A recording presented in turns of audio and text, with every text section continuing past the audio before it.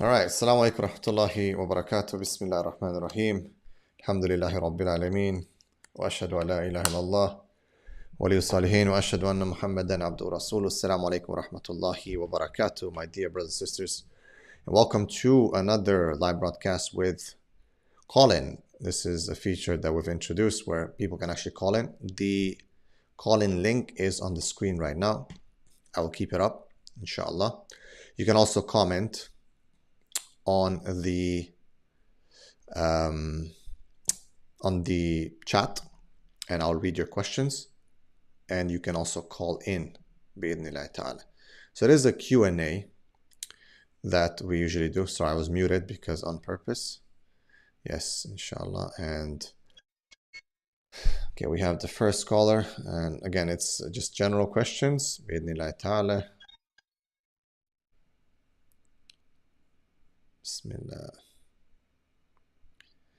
Okay, let's see here. Jamil. Assalamu alaikum warahmatullah. Assalamu alaikum. Alaikum salam warahmatullah. Alhamdulillah. How you doing, my brother? Yeah, I'm alright. Alhamdulillah. I'm happy to see you again. Alhamdulillah. Yeah, Allah, bro. What's going on? Yeah. Alhamdulillah. I'm alright. Alhamdulillah. Yes, Yeah. brother. As soon as I saw the notification, I just had to join. MashaAllah. Yeah. I really enjoyed the one last time. Alhamdulillah. Alhamdulillah. How's your Ramadan going? Alhamdulillah. It's been a roller coaster, but yeah, I'm just trying to make the most out of the final few days. Alhamdulillah. I'm gonna try and make the most out of them. That's amazing, mashallah. May Allah and just put barakah and make dua for us, inshallah. Ameen. Naam. So I was gonna ask, like, what's the best way for like us as men to like control our anger and to like contain ourselves? Like, what's some practical tips that you would recommend for us? Yeah, the Prophet ﷺ, he told us when a man came to him, ﷺ, he said, Awsini, give me advice. And he said, La taghdab, don't get angry. Maybe if you can mute your... Just while I'm talking, yeah, that's it, perfect. So, I think one of the best ways to control your anger is to know yourself, know your weakness, and know what the outcomes of that anger can be. Now, when a person knows their weakness, knows their sins, knows who they are, and remembers that the anger of Allah subhanahu wa ta'ala supersedes everything. So if we're going to commit, usually anger will lead us towards evil and towards sins. And that's going to have consequence on us. So we're always trying to remember, like, how does Allah subhanahu wa ta'ala see us when we lose our composure and our temper? And the Prophet ﷺ, he would get angry only when the rights and laws of Allah would be broken. And when we find ourselves, when we look at ourselves today, we get angry for like ego issues, or people have said something, or just dunya things, right? So let's remember that. And let's relax and think. Let's not have knee-jerk reactions. Even if you look at Islam, even when it comes to disciplining someone, there's always some steps in between. Like, it's not a reaction, a knee-jerk reaction that a person should let loose or out. So composure is very, very important. So practice that. Know yourself. Know what the outcomes of certain things would be. Know your weaknesses. Try to be careful. The more you even visualize that and certain scenarios, you can kind of desensitize yourself and compose yourself. And just remember that Allah is always watching us, and it's better to follow that advice of the Prophet ﷺ, right? There's a lot of barakah in that. And in the end, an angry person is like an insecure person. A person who's always angry and always wants to do something, to lash out. It's not a good characteristic. It's not something praiseworthy that Allah subhanahu wa ta'ala likes it. But except for when you're angry for the sake of Allah, that's allowed. The Prophet sometimes on the mimbar would get really red and angry. So yes, sometimes that is allowed. Allahu alam.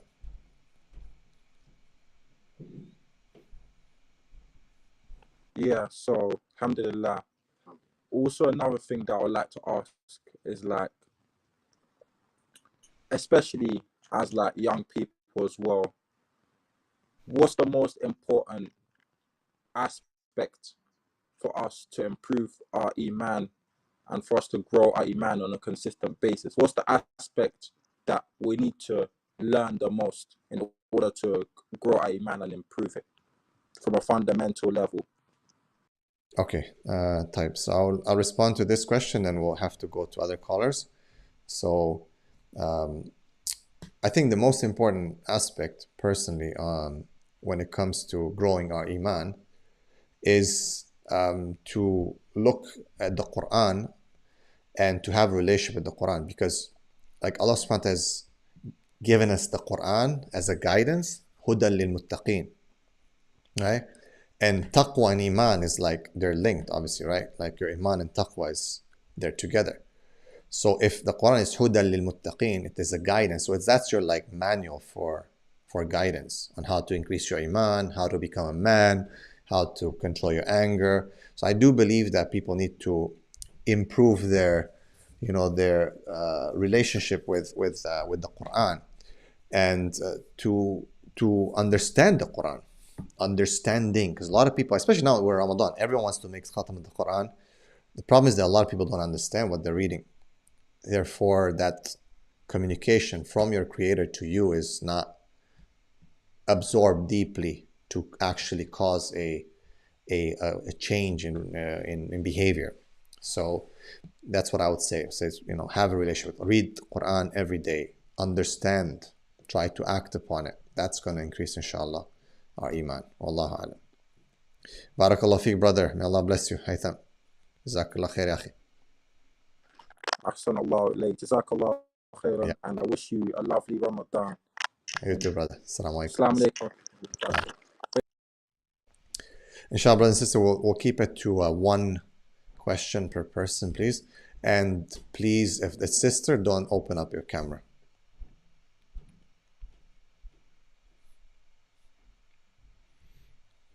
Assalamu alaikum wa rahmatullah.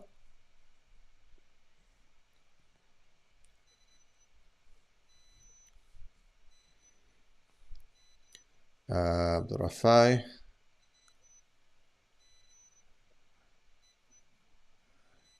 Hey, brothers, are you there?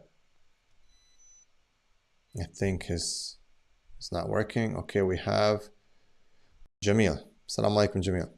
Walaikum assalam rahmatullah. Ustad, how are you? Alhamdulillah, how are you, brother? Alhamdulillah.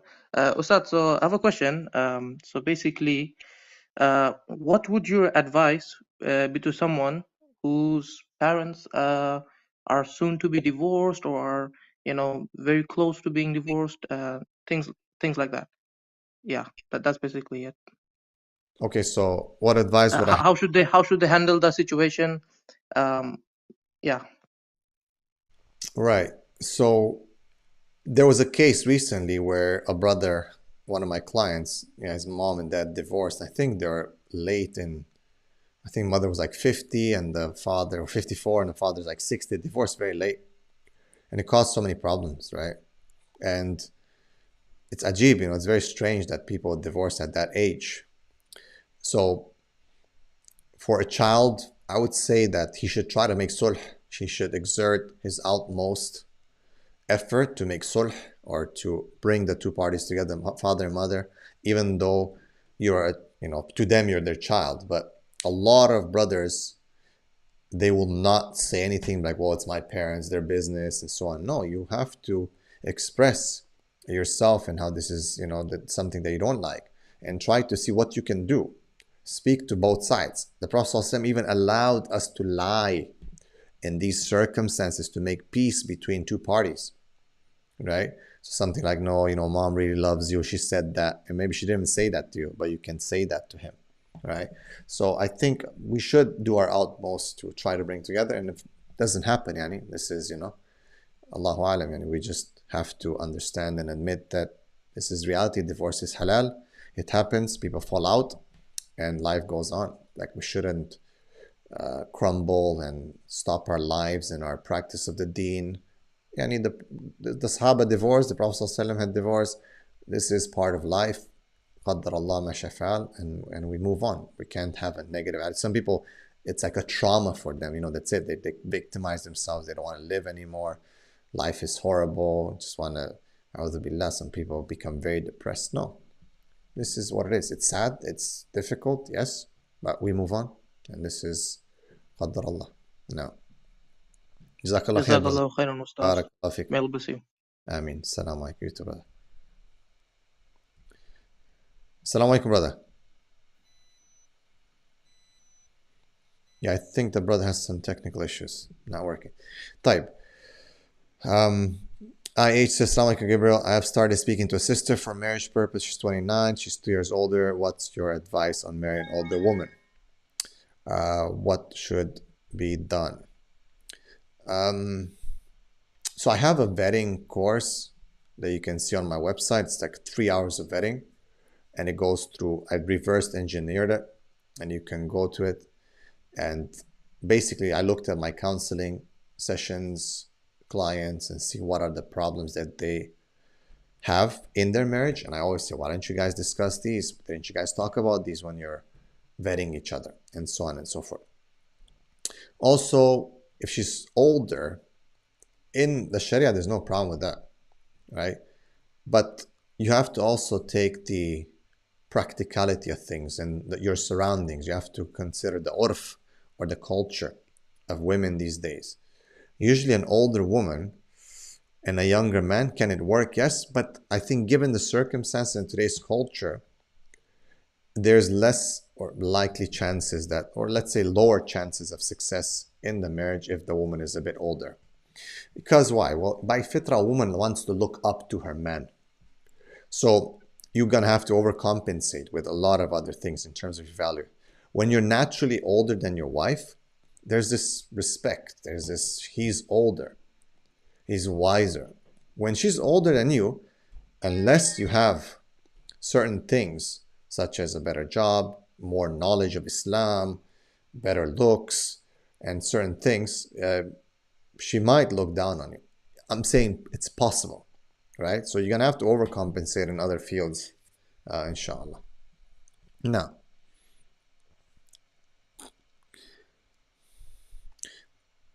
Assalamu alaikum, I'm a woman and I already wear hijab since 10 years. I want to put niqab, but my family don't want. I'm scared to wear it and after want to wear niqab anymore. What should I do? Okay, so according to many of the ulama,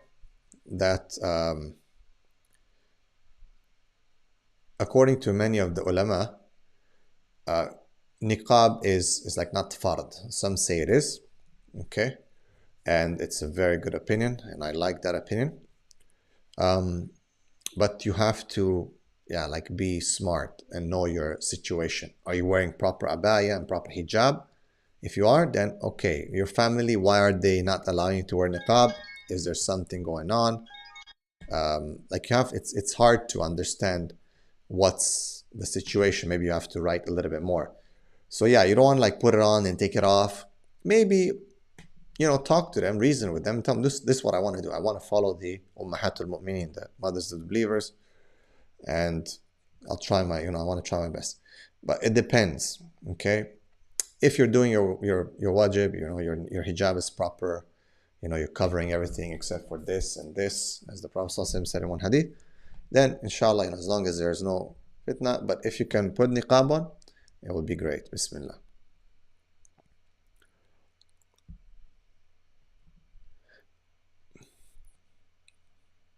Assalamu alaikum, Sister Maria. You can unmute yourself. You are muted. Sister Maria, can you hear me?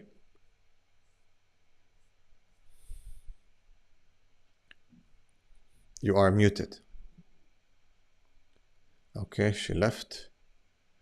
Okay, Abdul Wahab. Assalamu alaikum. Assalamu alaikum. Alaikum salam tula. Brother, can you hear me? Yes, I can hear. Yeah, I want to ask you. My English is not that good, but I understand everything. I Sure. want to ask you about. I have I have like very hard time quitting porn. Like Hmm. last time, I don't know if this time your time is today about this topic, but that was I want to ask you about that. Because I've gone like 7 months before, and since then, bro, it have been very hard. Like Ramadan or not, like I don't know what to do. I got job, then I couldn't keep my job because I had no energy. You know what I'm saying? Mm. Okay. طيب. جزاك الله خير, brother Abdul Wahab. So, yeah, basically, pornography is like one of the weirdest things that can happen to a man. It kills your testosterone, kills your motivation. It really, really hurts a person on every level. So it's an addiction, though. It's not easy to get rid of. So I would recommend like My Tazkiya or Purifier Gaze program. If you cannot afford it, there's another guide that's free on the internet. It's called Easy Peasy. Easy Peasy. You can search it, like put Easy Peasy porn addiction on Google, and it's a free guide. But you have to go through some steps to detox and to deal with the addiction. Because indeed, men were not created to look at intimacy. Men were created to have intimacy. And of course, in halal. And because these days we make the halal so difficult, men are looking at intimacy in the haram, which is draining their testosterone. So there's a study that shows that when a man has intimacy, his testosterone levels can go up to 200%. While when he watches pornography, they go down the other way, right?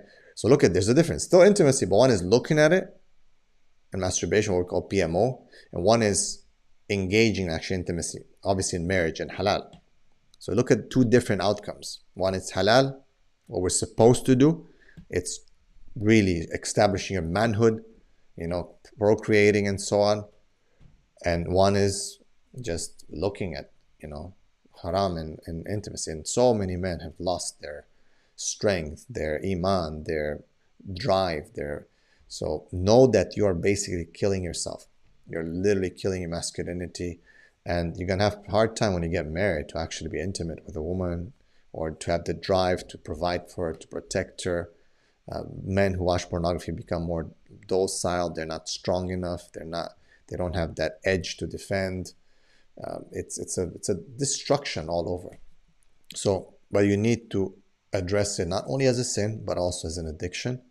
So please check out the resources. Easy peasy, like you can type in Google easy peasy porn guide or pornography detox or dealing with pornography. Be careful what comes out there, but usually the guide is the one that comes first. And or look at My Tazkiya or Purify Your Gaze program, inshallah. Okay. All right, my brother. Okay. May Allah bless you. Take care. Assalamu alaikum. All right. So, barakallah fikum wa jazakallah khair. We're going to keep taking your questions. The link is on the chat. I'm going to add it once more here for everyone. Inshallah, you can click on it and call. Yeah, that's a good point that the sister mentioned. Said, I advise you not to show your face when talking about sins. I do believe that's a good advice. Wallahu alam.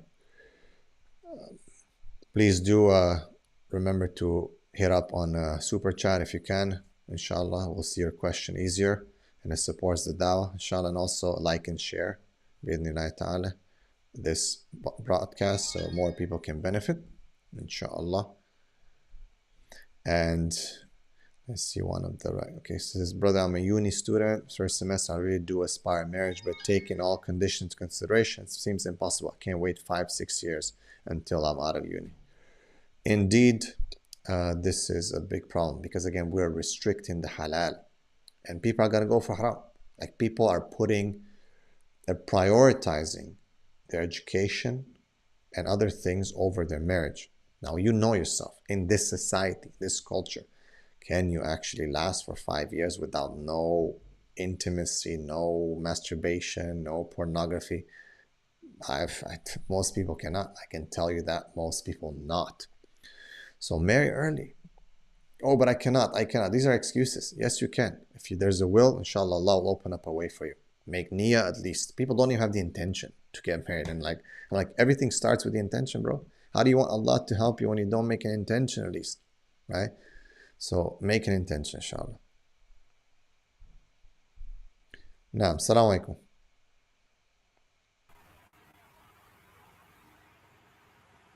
Assalamu alaikum. Hello, can you hear us? Okay, I'm not sure who this person is, but they couldn't. I think, Burak, I already answered your question already, I think. Now, okay, the vetting guide would be on the website that I'm going to post right now.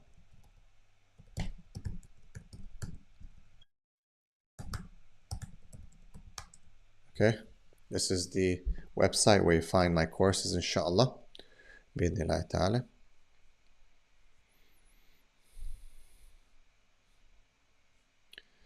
How do you tell your parents you reverted to Islam as a girl from a strict Christian family? Don't, not yet. Be careful depending how old you are and what's your situation, your circumstance, right? I would say be very, very careful. Wait for the right circumstance. Wait for a position that you have some ability to move around, because I've seen people kicking their children out, really putting so much pressure to the point that the children will leave Islam. So it depends how old you are. Take some advice from some sisters in your community. Make sure you have some community around you, because it can happen that your family is going to reject you. So be wise in how you approach it. I know that you might want to give them dawah, you might want to tell them. There are many things you might want to do, but take step by step and get some advice from people in your community and make sure there's people who can help you in case your family is going to reject you. Now, Abdul Malik, Assalamu alaikum.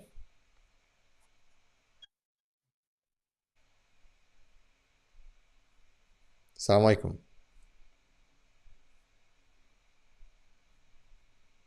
Can you hear me, brother? Brother Abdul Malik, you're on.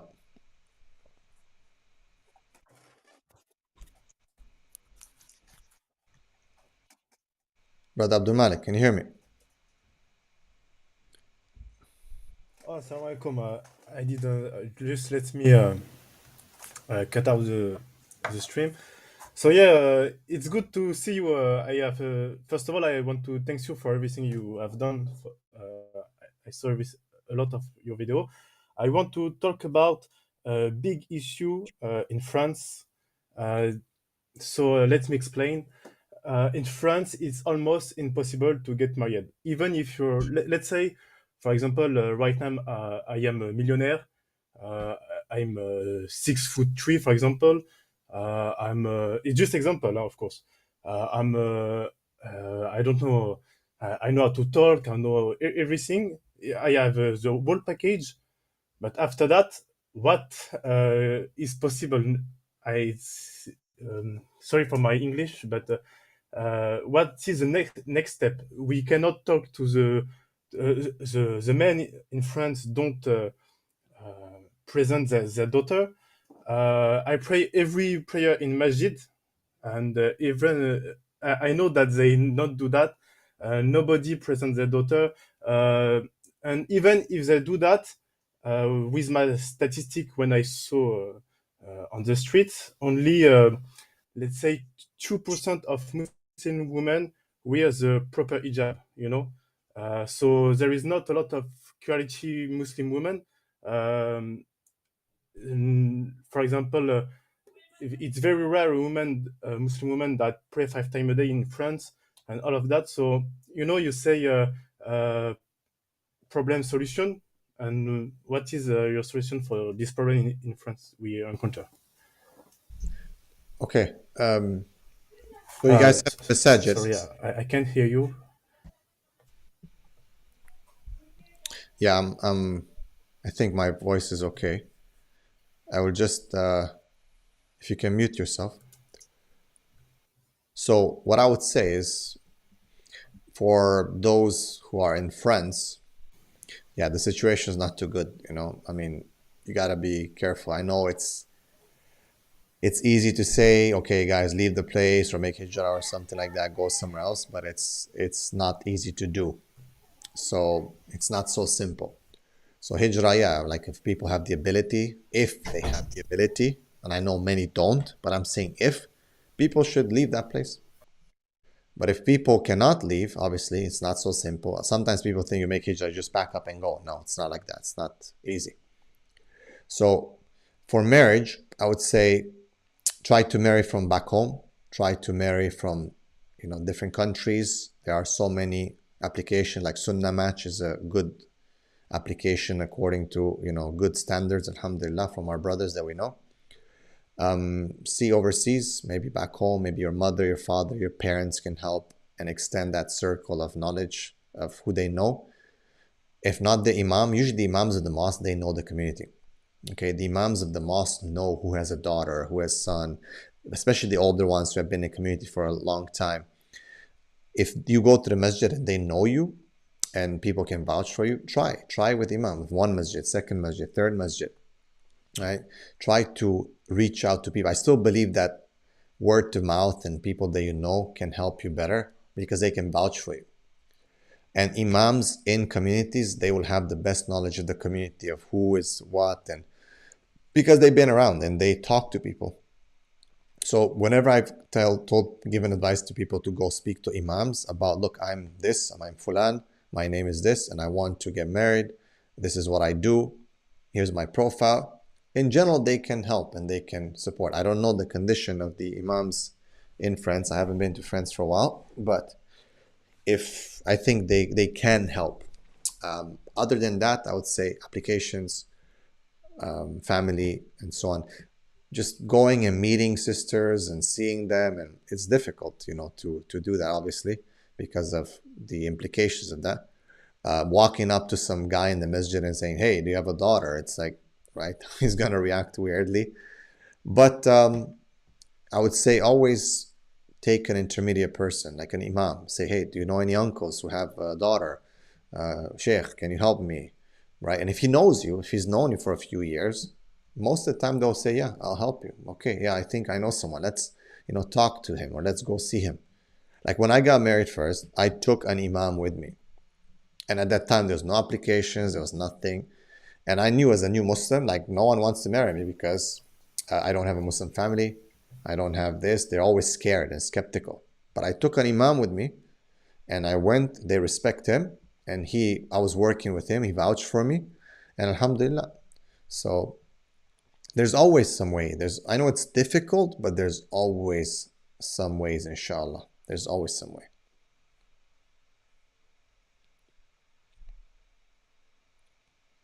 Okay, brother Abdul Malik? May Allah make it easy for you, akhi. May Allah protect you. I think there's a bit of a delay in his thing. Okay, Abdul Malik, I'm gonna have to close, so we move on. I hope you understand my response, inshallah. Barakallah feek. Assalamu alaikum wa rahmatullah. Okay, Sister Maria, or Maria. Can you hear me, Sister Maria? Assalamu alaikum. Sister Maria, can you hear me?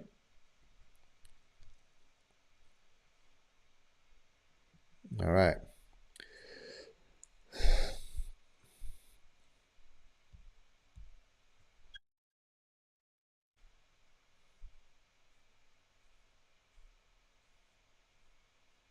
Right.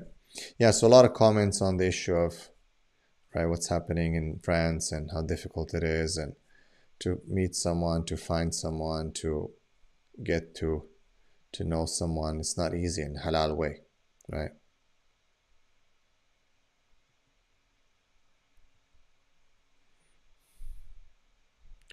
Assalamu alaikum. Walaikum assalam. Can you hear me? I can? Um,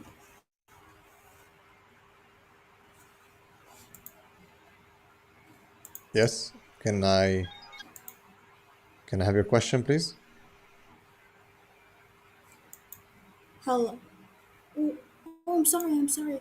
I was watching your YouTube video and I was following that. But I think you might have multiple wives. And brother, I do not mean this as a disrespect or to you, or please don't be offended. But this is just my personal question. Um, so and I'm just if like someone marries a second wife and they keep it a secret from their first wife, and I know scholars say that it's recommended that you tell your wife that you married again, just to not make things like bad when she finds out, but it's not fard for him to do that, and it's fine if even if he doesn't do that, right? So if a woman out of the blue finds out that her husband got married again, how is she like expected to know and really believe in her heart that regardless of my feelings, objectively and Islamically, this is completely moral and this is not betrayal? That's a very good question. That is a very good question. Okay, so yeah, recently I think there was also a talk show that was released. I think Brother Muhammad Hijab and Ali Daw were talking about this, and there's been some controversy around it. I'm not sure if you, so I haven't seen it, but someone has shared it with me. So yeah, the fuqaha have differed on this issue, whether you can actually tell your wife or not, and so on and so forth. There's difference of opinion, and so on. But yeah, it does. Many of the scholars have said, well, where is like, do you have to tell? Is it a must? It's a difference of opinion. Okay, is it betrayal? That's another thing. It's hard. I would say it depends on on what is going to happen if you tell and what's going to happen if not. So I'm not going to give you here what's right and what's wrong. I'm going to tell you the circumstance. So a lot of brothers who don't tell their wives is in many cases because if the wife finds out, she's basically going to take the kids, file for divorce, call child protective care, and all kinds of things. They become very vindictive. We've seen it happen. So a lot of guys, they don't want to hurt their first wife. They don't want to cause these problems. They know that that's how a woman's going to react. Now, if a man usually marries a second wife and hides it, there's a reason why he's doing that.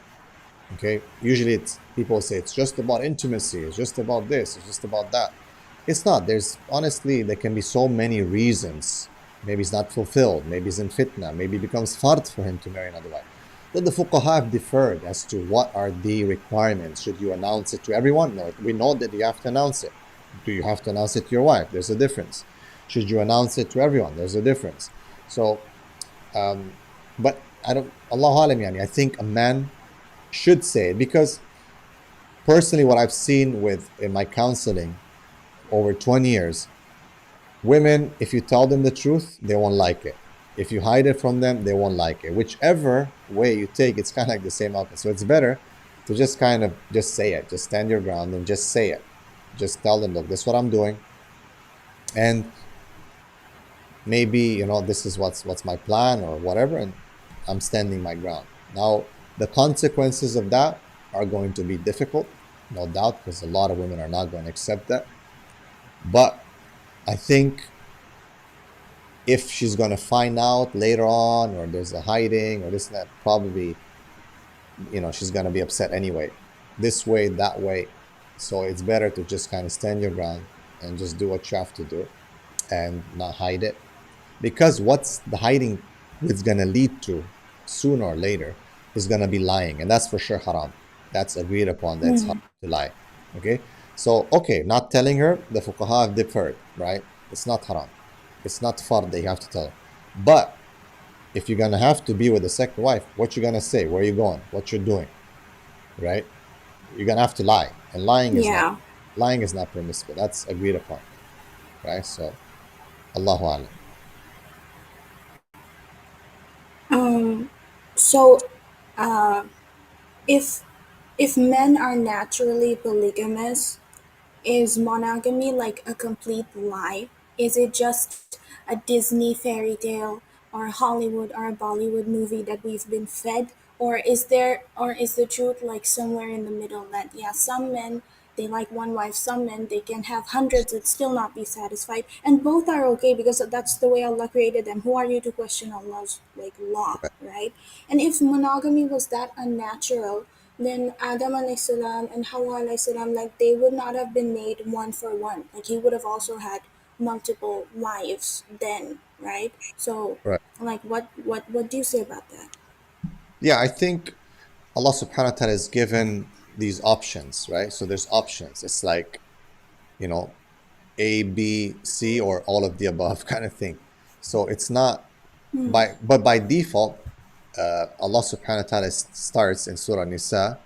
It says men marry women, okay, by 2, 3, and 4. Some Mufassirin said because Allah starts with the default of 2, right? That this is like kind of reflecting that that's preferable. If a person is monogamous or, you know, he's whatever, just one wife, one husband, Adam and Eve type of stuff, if that's what works for them, that's fine. But in reality, if a man wants to marry more than one, like we have to understand, this is the rule of Allah. It's not about necessarily just the nature of human beings, because that can get confusing. Like, okay, oh, the nature of man is that it's monogamous. Yeah, I mean that they're polygamous. True, you can say that, but there can be women who want more than one man. Like in South Africa, for example, in certain tribes, there's women that marry more than one men, right? So they are polygamous, because polygyny is for men, polygamy is for, I think they call it for women. So it's Allah has made this rule and has allowed men to do that. And yes, when you look at the DNA and when you look at men procreation, like men can technically impregnate a village in like in a matter of days, right? A woman, once she gets pregnant one time, that's it. She cannot have a child for a good probably a year and a half, 2 years, right? So I'm just going based on the DNA. I'm not saying that they should do that, right? That men should impregnate a village. Yeah, I You know what I mean, understand. right? Yeah. But I'm just looking at their physiological capability, right? Woman will basically release one egg, usually one, maximum two, but rarely per month. Men will create millions of sperms, you know, every day. So indeed, it seems that in nature and in the way, you know, our fitra works, that men are polygynous, and that polygyny by history has always been the default in many, many different cultures. Monogamy has been pushed really hard by colonial power, especially Muslim countries. Like if we just take the Muslim history, polygyny was the default from the Prophet ﷺ, from the Anbiya before. Polygyny was the default. Now with colonization, right, it became basically that they pushed laws and they passed laws to criminalize polygyny, but they didn't push and cause laws to criminalize zina. They actually decriminalized zina. So people are still doing polygyny, but illegally or unlawfully in the sight of Allah, right? But they just criminalize it in the sight of marriage because they don't want to have the commitment, the family. And that's the problem with living in this hypersexual society, that when it comes to polygyny or anything like that, people think about it's always about sex. It's not. It's about family. It's about children. It's about, yes, it's about sex as well, no doubt. Yes, of course. But look at how the imperial powers that have colonized India, Southeast Asia, the Arab countries, they've criminalized marriage, but they decriminalize zina. So you can commit zina with so many women, have so many girlfriends, no problem. But if you decide to commit through a contract marriage, then they will have your head pretty much. So the hypocrisy is very apparent, it's clear. Look at even previously African communities. Polygyny was default. You know, they built empires based on that, kings and so on. And then colonization came in, you know, and then they basically destroyed that. So there was a culture that was acceptable. It was very good. It worked for thousands of years. And now you have a culture that is limiting it, yet still people are practicing it, disobeying God, and mixing lineages, mixing problems, inheritance. Everyone's confused. So where is the good? Allahu Alam, you know? So indeed. But like a woman's feelings and fitra has not been colonized. Like it's very natural for a woman to feel jealous, right? Of course, Then why no do doubt. men demonize that? Like, No, oh, I don't you think don't believe in the law of I don't think Allah. men demonize jealousy. I mean, men feel jealous too, but men and women have different jealousy. Like men have that ghira is a bit different than what women do. I think that women have been conditioned to be more sensitive in this department. Jealousy was there from the time of the Prophet ﷺ. His wives were jealous of each other. We know Surah Tahrim and many other Surah Talaq, right? Many things that we see from the life of the Prophet ﷺ, that his wives, the Ummahatul Mu'mineen, had jealousy. No doubt, it's a natural feeling. I don't think men demonize. I think men are angry with the vindictiveness of women when they find out that they married or they want to marry, is what they do to seek revenge, and how they weaponize the children and use the kuffar system to hurt the man, and that the whole community treats the man as a criminal because he wants to marry a second wife. I think that's what men are angry at. They're not angry because a woman's going to be jealous. Of course she's going to be jealous. Without a doubt, there'll be something wrong if she's not jealous. But I believe if a woman submits to Allah subhanahu wa ta'ala and understand that her jealousy can be reduced, without a doubt, her jealousy can be reduced. But I've talked to plenty of women who they're okay with it. They'll be jealous, but like just today I had a client, and she said, I don't even want to get into a monogamous relationship. I want to be in polygyny. And she said, I totally believe in it, 100%. She says, I would prefer polygyny over monogamy. And I've heard many women like that. That's their mindset, Who is anyone who other women should not blame? That's their mindset. Does that mean they're never going to be jealous? No, of course they'll be jealous. But they understand the bigger picture. And I think that's the difference. Wallahu alam. So you said the thing about women taking away the kids and just doing all sorts of evil stuff like, oh, I'm gonna take away half of your property now that you decided to like get another wife. I'm gonna divorce you. If a woman simply just without all that extra stuff just divorces him because she feels like super jealous and she can't handle it, just divorces him, and he's like, oh, you, and she's like, yeah, you can see the kids, but I'm not gonna be with you anymore. What, like, is that haram, or like is it for the woman to accept that? No, you have to accept that your husband has a second wife. And mind you, I don't even have a husband. I'm just preparing like in advance. Okay. So again, it depends, right? Like, is that a good enough reason to ask for divorce? I don't think so. I think a woman should submit, because then all the women can say, well, I'm jealous, I don't want it, right? You can see the kids, but I'm out. So it's not because you're breaking the family. I don't think it's a good enough reason. I think a woman, that's the whole point of Islam. What does Islam mean? Submission. Why does it mean submission? It's because some things we don't necessarily like. It's not in line with our desires, but we have to do it. And that's why that's one of the highest levels, or, the level of faith that a person has to achieve, is to submit to Allah subhanahu wa ta'ala. It's Islam. Then there's ihsan, when you perfect that faith, right? To worship Allah subhanahu wa ta'ala like Yeah. كأنك تراه, as you see him. So to answer your question, I think it's not a good reason. Now, if a woman is like totally, and her iman is like super affected for whatever reason, and there's a event in the life of the Prophet ﷺ where that happened, where she asked for divorce, for khula, all right, and it was that she started like really like her iman was in, I guess danger or whatever. She couldn't give the rights, and she'll be sinful and so on and so forth. Wallahu alam, maybe in that case. But then again, it's very subjective, because every woman can be like, yeah, I feel like my iman is in danger, or I feel like I can't take it, or this or that. They'll use it. So you have to understand, you can't hide from Allah subhanahu wa ta'ala, because that issue of like asking divorce for no reason, that's between you and Allah on the Day of Judgment. If you're okay, you're not even feeling into this, you're going crazy or something, you're losing your iman, you're but you're just angry and you want to get the divorce, it's not a good reason. And you're going to have to take that with Allah. It's upon the intention of the person, how their heart is, right? So I think today the khula has become very, very popular. Women don't like something, khula. Before 10 years ago, guys didn't like something, divorce, right? Men were divorcing. Now women are divorcing.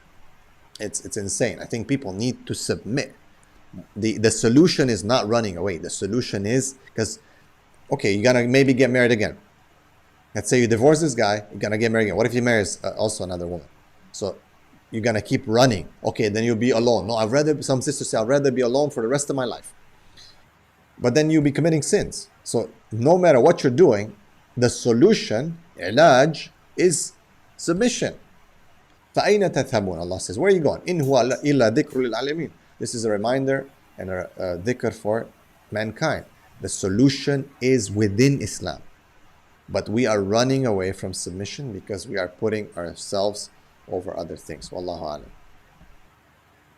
Now, So this is my last question. So is marriage like obligatory? Like if you don't marry, then you're definitely sinful. Or what if I just choose to like never get married and never do like any haram stuff because I can't handle the reality that men are polygamous and not like out of spite for Allah's law and decree. And everyone I've asked this question is just like laughing at me, but I don't know. Please elaborate. I think the Prophet ﷺ said very clearly, An-nikah min sunnati. Nikah is from my sunnah. And whoever goes against this is not from me. So I would say we need to keep in mind that this is very important. Yes, there's a few exceptions of some scholars who didn't marry. It was different times, different circumstances, Allahu alam. But I don't think these days that people can just hold back and live a life of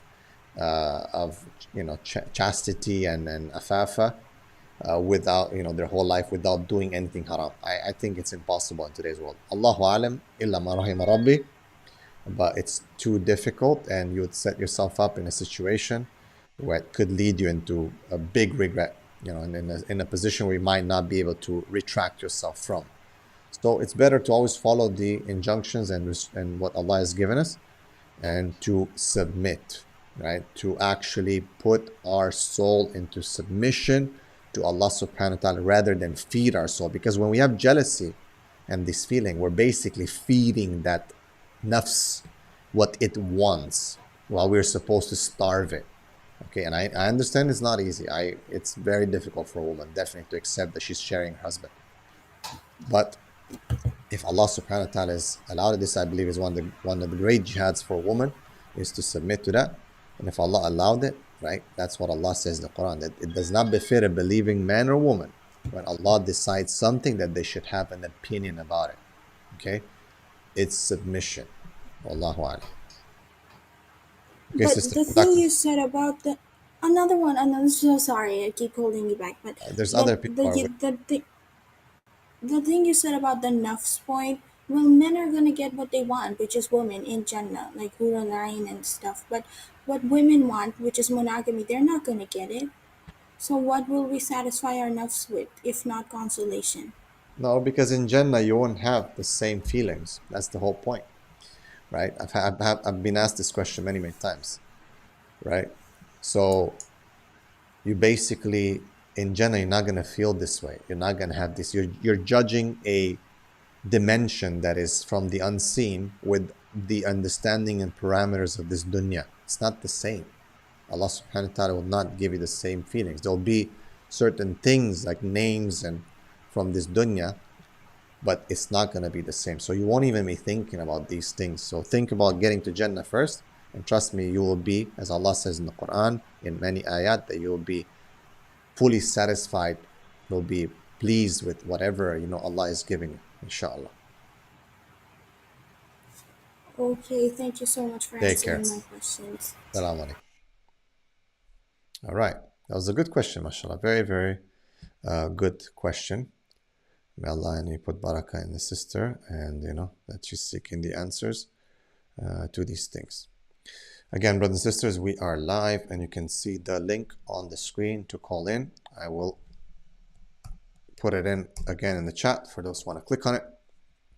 Inshallah, great questions, a lot of great comments. May Allah subhanahu wa ta'ala bless you all.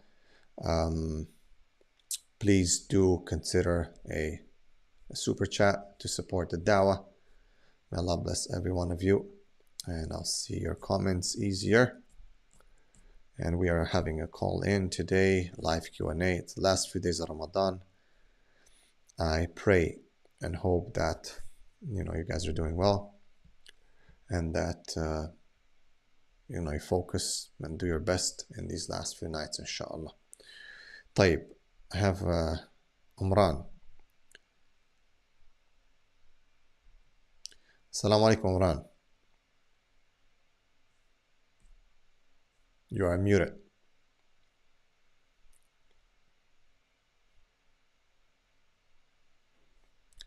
Assalamu alaikum. Okay, I think he's not. All right, brother Prince Vijay is saying, I have a YouTube channel, upload boxing content, I cover the aura and don't put music, so is it still haram or not? Yani, it's, like, it's for motivation or whatever, but strike in the face in general, by default, right? People have a problem with it because there's a hadith about that. Anyway, I'll probably talk to you about that on the side because it is a controversial issue. Wallahu a'lam. طيب.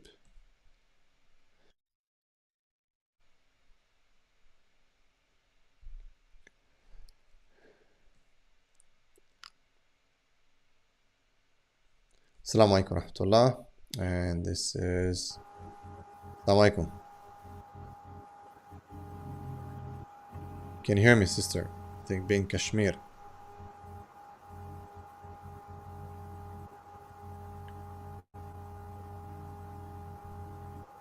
Assalamu alaikum.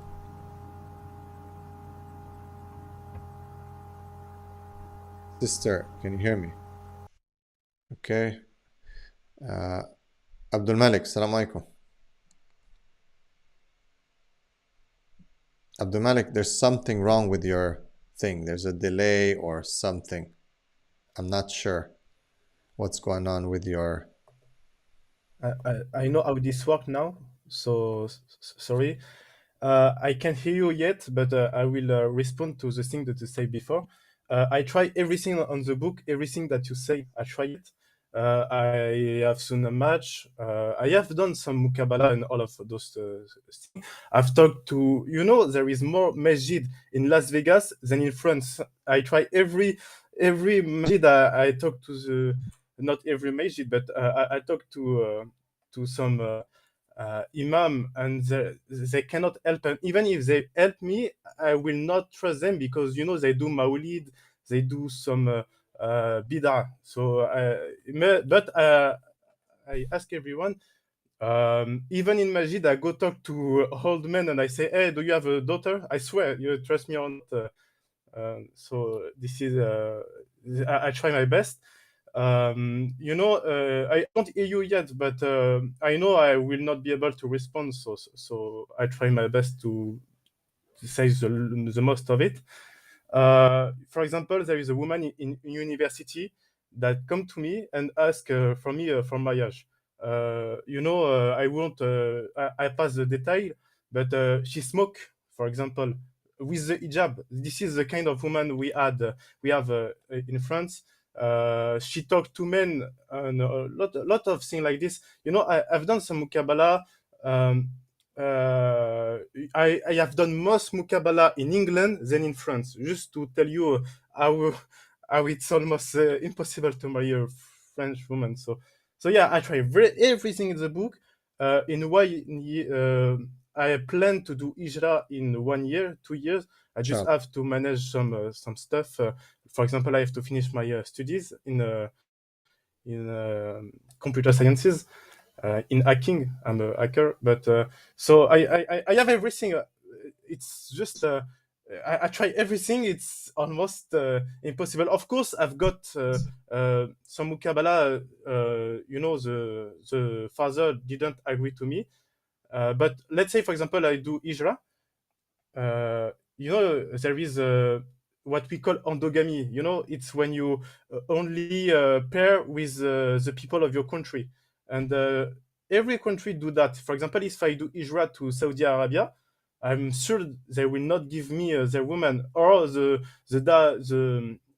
mara. I don't speak good, but The the dawah. dowry. I think in English it Right. is. It's like I'm sure they will make me pay 30 million euro, for example. So this is what I had to say. I could not say before. So yeah, I try everything on the book. I think the only thing that can help me is Ijra. Even then, I think father won't give me the daughter. So yeah, and I think I'm not ugly. I'm tall, 6'2". I do gym. I do sambo combat. I do Muay Thai. I mean, I know how to be a man. I will pay for everything and all. Uh, Even if I have that, the least I can have is a woman that does not pray. Maybe she pray. I'm lucky she praying, but feminism, we are equal, 50-50 and all. Even that, it's a dream. Even that is dream in France. There is almost no woman. Okay, So this is so all I had to say, and I will hear you. So sorry. Now I'm meeting. thank you, brother. Barakallah fiqh, brother. So yeah, it's a tough time. I would say for the guys from France, maybe go to England, talk to the imams there. It's quite close. You guys can make a trip easily, inshallah. It's cheap. And I think there's a train you can take and go to the communities there and talk to the imams there then. Look, there's always going to be a way. I understand. We can complain, we can say this. The quality of men and quality of women can be weak, but we can still push. I know some brothers have tried everything. Don't give up. Don't be frustrated. It's tough, but keep fighting, keep pushing, keep trying. Back home, right? I do, refer people to try to back home. It seems that you're an Arab, probably from North Africa, so obviously I'm sure you have some links to there. So talk back home, and yes, there's always going to be, inshallah, Allah subhanahu wa ta'ala has promised to help, right, a person who's going to try to get married, inshallah, for his sake. No. All right.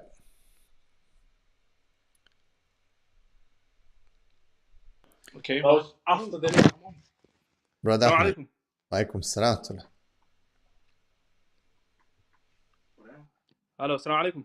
Walaikum salam wa barakatuh. Can you hear me? I can't hear you for some reason. I can hear you. Afwan.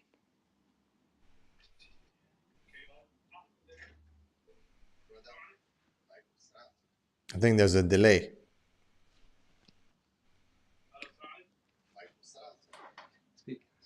Okay. Delay. I'm struggling to hear you, but it's fine. I can't hear you for some reason. I can hear you. Okay, Khair. My question is regarding free mixing. I wanted to know what classifies as free mixing. In particular, so if there's a group of men and a group of women sitting down in one particular room on different tables.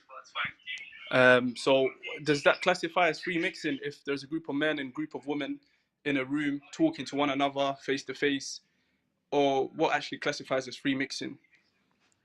Okay. Jazakallah khair, brother Ahmed. I'll respond, but I'll just hang up because of the background. So I'll respond to that. So the brother was saying what classifies as free mixing. Now, of course, as everything, there's going to be some ikhtilaf there. The brother was asking, like, let's say you sit in the same room, different tables, kind of, talking to each other. Is that free mixing? So different people have said different things. There's obviously the Hanbalis and certain, madhahib have said that no, there should be like no talking, no strain, some, even consider niqab fard and so on. Now, it's a sensitive topic because people are going to be very aggressive when it comes to this. It gets very, very sensitive, right? And I always ask people to try to go back to the dalil. Free mixing, where people define like what's ikhtilat, right? It's like people start just joking, laughing, this, funny, that, blah, blah, blah. Then they just lose all their limits, right? And they do it on a regular basis. If sometimes there's a reason for people to sit and discuss certain things, it might happen. Like, for example, you're going to go and say hi to the person at the drugstore or at the doctor or something like that. When you buy something, you're going to interact with them to an extent. Maybe you have the same store and there's always a girl who's serving. There's always going to be some form. There's a proximity. Is that classified as free mixing? No, not necessarily. So it depends. There can be levels of fitna. That can be people just sitting around, just talking freely all the time. It's like a culture. They sit around at the dinner table all the time and not being mahram.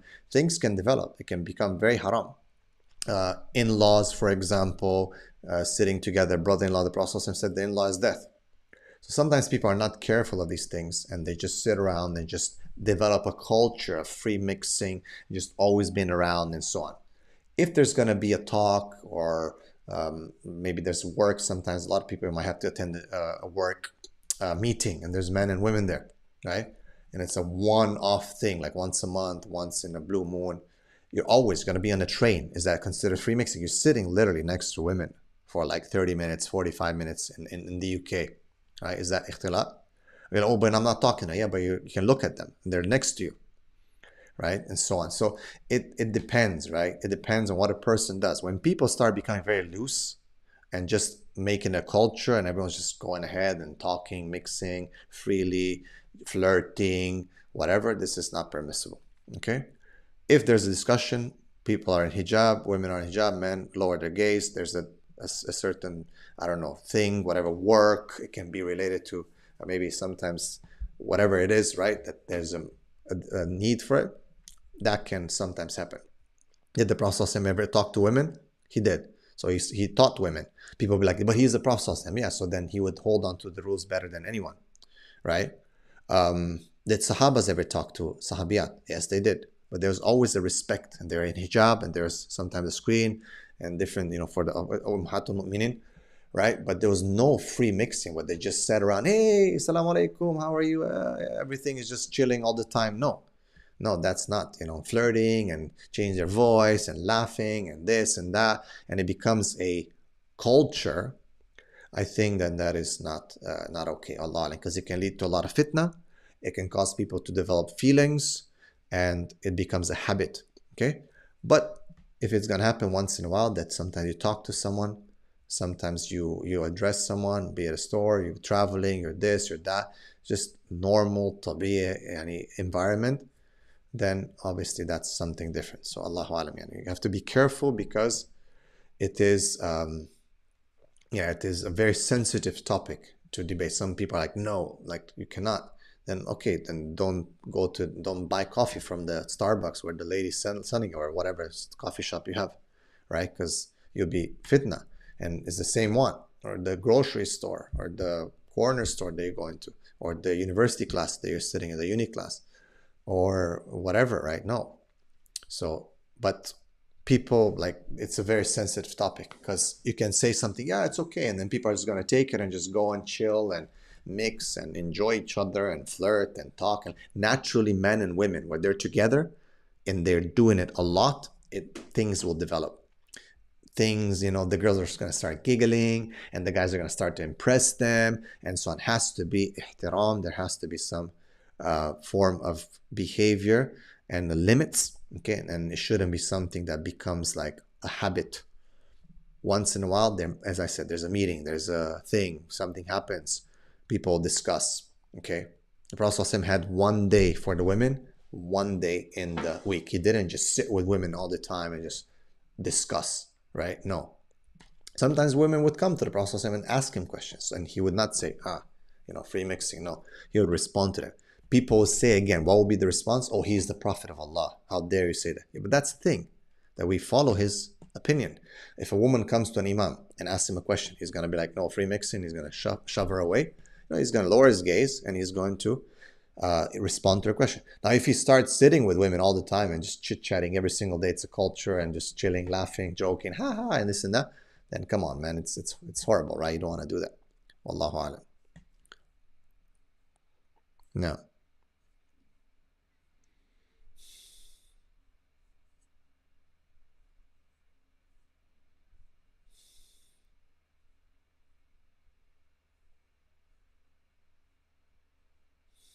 All right. طيب, so the link is on the screen. Barakallahu feekum. Let me see, I didn't see some of the comments. Okay, thank you for all the informative videos. May Allah bless you. Barakallahu feekum. Do guys consider a super chat. May Allah bless you all. Thank you so much, because it does help the dawah and for us to run these programs. Allah yabarak feekum. Thank you so much. Alhamdulillah.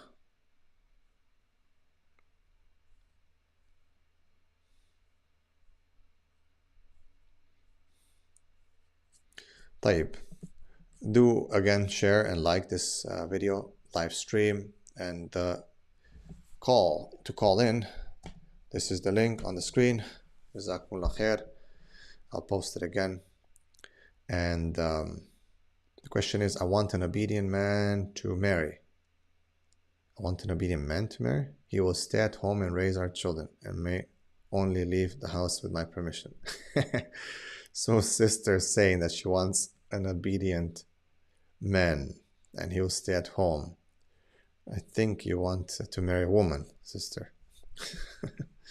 She wants an obedient man who will stay at home and raise the children, and he cannot leave the house without her permission.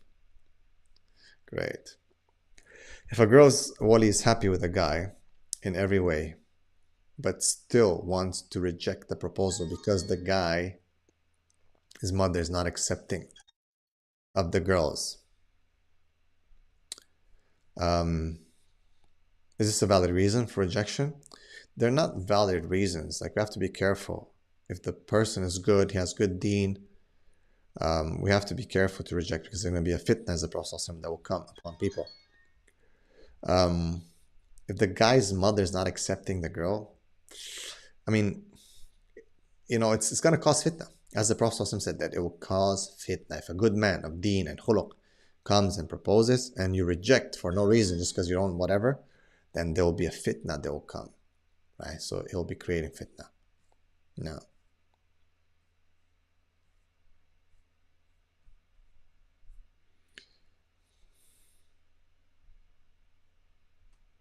Yes, Assalamu alaikum, Sister Aisha.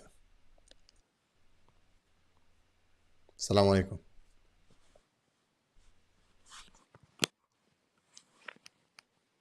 Assalamu alaikum. I think there's a delay for some people.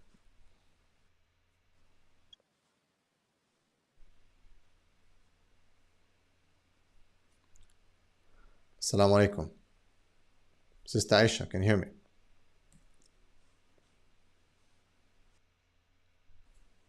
I think her not working. Assalamu alaikum, Brother Abbas. Assalamu alaikum. Alaikum salam. I can't hear you for some reason. My microphone's working. My microphone's working. Maybe I need to turn my volume up. Let me try that. I can hear it properly. I turned it up a bit. I still can't hear you. I'm not sure, bro. Try again. Just say your question. Sorry? Say your maybe question. Maybe if I play the video, I'll be able to hear you. But then it will be delayed. Just state your question.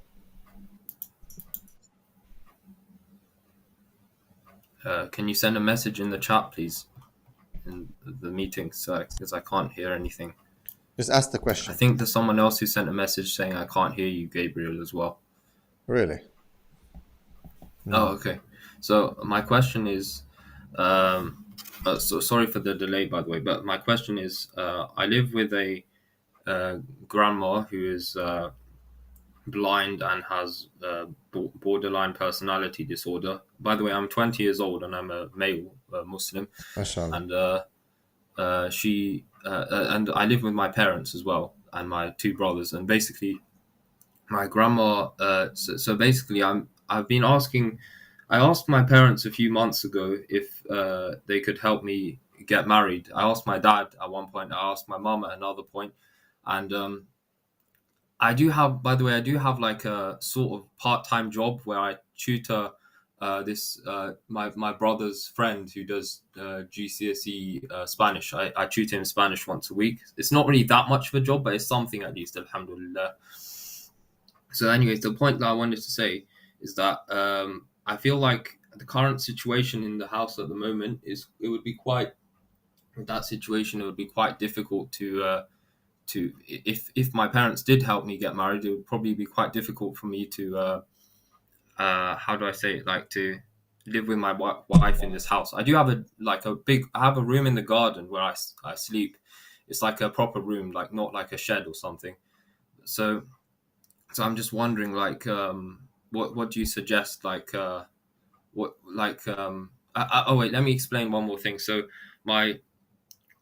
a few months ago, I asked my mom if I could get married. She could help me get married, and she said, she basically said like, not yet, because basically I was ill due to a certain mental health condition a few years ago, and I'm still on the medication, but I'm better now, alhamdulillah. But she still thinks that I need to fully come off the medication before I can get married. And she said a few other things like I can't remember what they were, but she was basically like, she said she doesn't know many people in general, and she doesn't know anyone who wants to, any women who are looking to get married. So anyway, I'll let you answer the question. What do you suggest?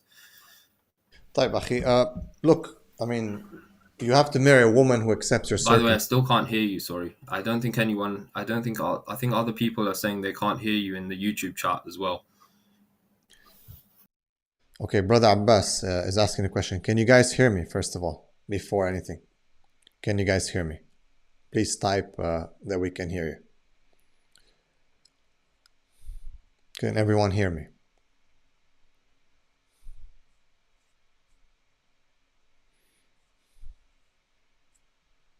If you can hear me, just type I can hear. Please, brothers and sisters in the chat. Yeah, they can hear. Okay, everyone can hear. Type.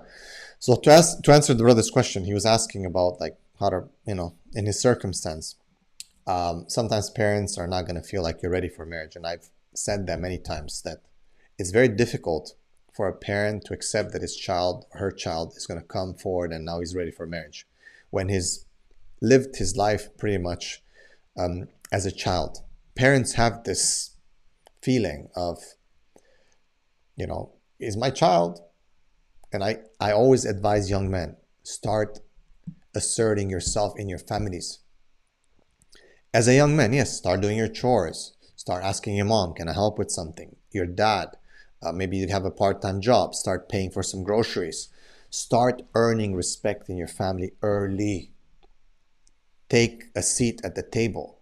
Then, when it comes to the time, and you've been established, since the age of 13, 14, you're going around buying groceries, you're mowing the lawn, you're taking trash out without people to ask you, your room is taken care of, all that. And you're going to go finally at your 20s to your mom, you're like, hey, I want to get married. She's going to be like, man, you're just a kid, you can't even fix your bed. Right? You have to establish yourself by the time, you reach that age. If not, it's going to be very difficult for a parent. It's already hard enough because they look at you as a child throughout their life anyway. But when you establish some form of respect in your family, they will help you to get married. And in establishing yourself, you work, you develop, you do other things, right? You don't just kind of wait. In your situation right now, obviously you might have to find a woman who is okay with your conditions, which is a bit difficult these days because women, their conditions are very high because they have a lot of options today. And they do have a sense of entitlement because there's a lot of attention that they get. So this has been something that in our current culture, attention is huge on women. Everything is kind of focused towards women. Look at the fashion industry. Look at everything is towards women. So women have raised in the value that they show and in their looks and so on. And men will give attention to anyone basically. So now they do not settle that easy.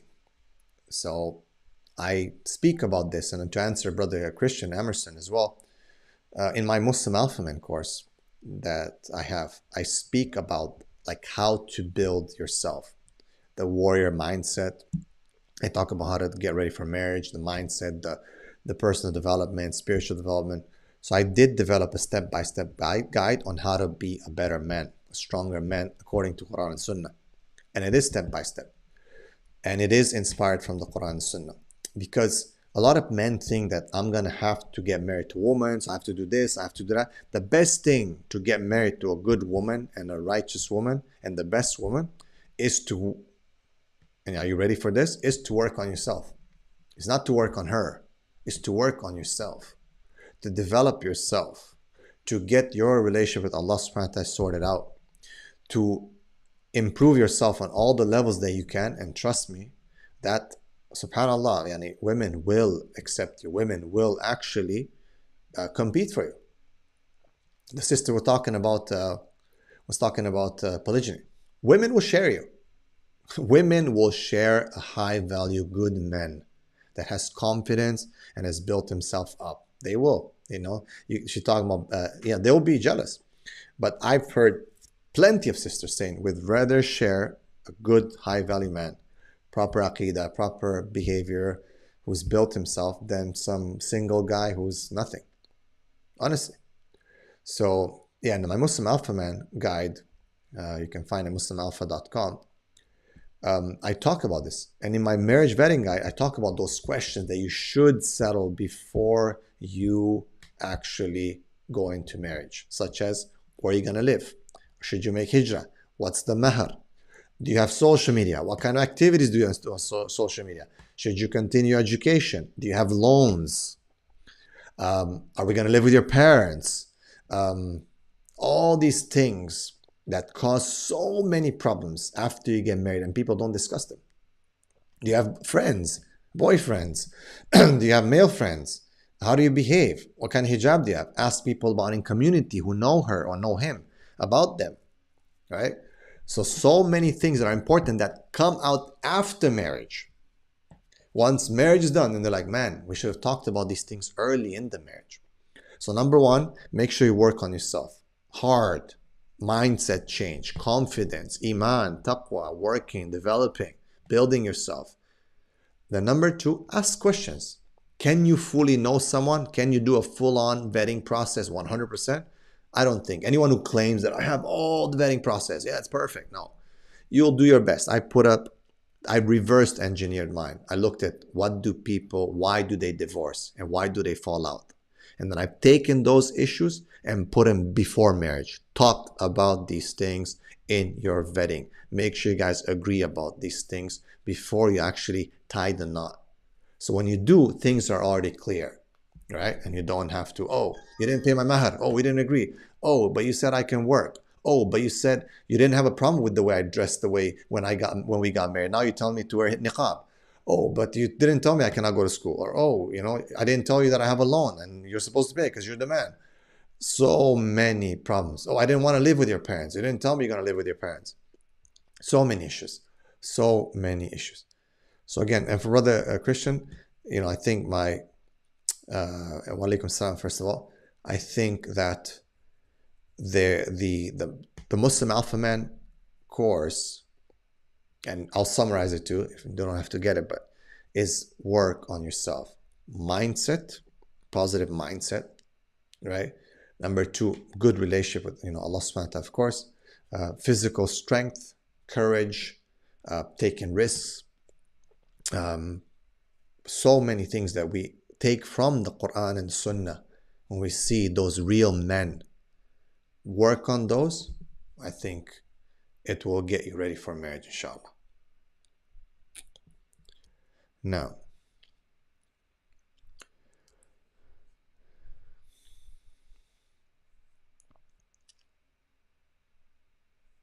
okay. Brother saying that he purchased the course a few months ago. Very good advice, alhamdulillah. Definitely, I appreciate that. And alhamdulillah, I do believe that so far we've gotten very, very good feedback from people. MashaAllah. طيب. And yeah, very good. Like I would again recommend everyone for people who are not getting what they want. Okay. Tahajjud, night prayer. The night prayer. Ask Allah to facilitate this for you. The night prayer is extremely important. Ask Allah subhanahu wa ta'ala to give you that miracle, be specific in your dua. The night prayer, the ulama used to say, for whoever wants something, this is their litmus test. Do you really want it hard enough to get up and pray tahajjud? Because know that this is dua mustajaba. Allah will answer you, inshallah. So wake up before Fajr, 2 rak'ah, ask Allah to facilitate marriage, to facilitate what you want, inshallah. Now, طيب, The link for the call is again on the screen, inshallah. Barakallah fikum. You can call in and ask your question. We're going to go for probably another 20 minutes or so, and then we will finish. Alhamdulillah, we've been going now for an hour and 20. MashaAllah, time flies. Now, dua is the weapon of the believer. Indeed, Brother Saif Hussein, alhamdulillah. Great comments, positive. May Allah bless all of you.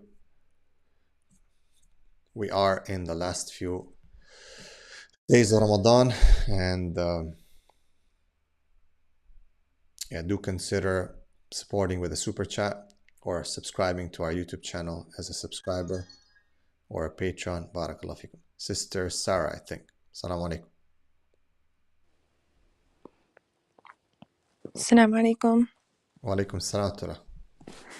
So I can't hear you as well, but I'm going to just ask the question, and then once I log out, I'll be able to hear your answer. Inshallah. I can see your head nodding, I just can't hear you. Okay. So what would be your advice on raising, I have a 5-year-old daughter, and my husband and I are just trying to keep her on the fitrah as much as possible. And maybe I'm a little bit overboard in that sense that I prefer homeschooling over maybe an Islamic school. My husband thinks it's a better decision to do the schooling, and there's a school here in Florida, and he's thinking that it's a good enough. You can't have everything perfect, it's just good enough. You know, the same thing with at home. You're going to have your ups and your downs. Nothing is perfect. So I would say, what would be your advice for having your child in school? I know she's only 5, but I am concerned for her her exposure, because I do keep her off of tablets. I keep her off of these things. We're very much into reading Quran, and she's familiar with this. He says what happens in the home is mostly what she would gravitate towards. And I do understand that she can't just be sheltered. She needs experience in life and exposure to things. So I guess I would ask, what would be your advice for, I guess, me to be at ease with this situation? And also, if you can keep my daughter in your du'as, inshallah. Okay, Sister Sarah, barakallah fikum. May Allah bless you. Brother Abdul Malik, jazakallah khair for the super chat. For those who want to support the dawah, alhamdulillah, please do consider super chat or subscribing to us. Sister Sarah, I prefer homeschooling. If you can do your homeschooling and you have the ability, not everyone can. Some women try it, some families try it, they're not able to. Becomes difficult, they become frustrated. The kids are linked to like a screen all the time. They think that that's homeschooling. Homeschooling is difficult. You have to have a community of homeschoolers. There has to be some social interactions. There has to be some guided exposure, because in the end, she's going to have to deal with the real world. And people sometimes are super protected. They don't know how to deal with the real world. So the Prophet ﷺ, Allah subhanahu wa ta'ala talks about in the Quran about haram, halal. People need to know what is right, what is wrong. So if you can homeschool, I would advise that's the best, inshallah. Proper. And look for communities online, Muslim communities of homeschoolers in your area. Meet, see who has what strengths and cooperate. If you cannot, then try to look at what's available and make sure you look and make sure you're very involved. I'm not sure if it's an Islamic school or whatnot, but even then you have a lot of issues. It's tough. You're surrounded by fire everywhere you go. And we have to be on our toes. If you can do homeschooling, number one preference. If you cannot, like, it's problematic, you find that it doesn't work, you find that it's like computer driven and it's computer centric, then it might be even more damage. Like a lot of homeschoolers, for example, during the COVID thing, when everyone was locked down, we discovered that so many kids got into pornography because they're on the computer all the time, homeschooling, while they got exposed to so many weird stuff. Okay, now, subhanallah. So may Allah bless her and protect her. Make istikhara, check, see what's, we want to give our kids the best, but in the end, yes, not everyone can do it, honestly. Not everyone can do it. It's tough. Allah Alam. Brother Christian, barakallahu feekum. May Allah bless you. Abdul Malik, again, may Allah bless you. Now, طيب. Brother Shrosh. For those who get on, if I don't, it seems that there's a connection issue when they get on. So you can ask your question and I'll respond. I'll hang up and respond. Assalamu alaikum. Hello, Assalamu alaikum. Wa alaikum salam. Yeah, I cannot hear your voice as the others. Anyways, I will ask my question. I have a fiancée, and her mother is sick. She has diabetes, and her kidneys affected by it immensely. They're not working, and diabetes affected her mother's eyes too. So she needs some other people to live now. She has a brother, and her father is with her mother. But she feels bad, and she says she feels selfish. How can she? She says, "How can I leave my mother and come and be with you? Yeah, leave my mother, yani." Okay. And that makes her feel very bad. I'm trying to support her. I'm trying to tell her that I will support too.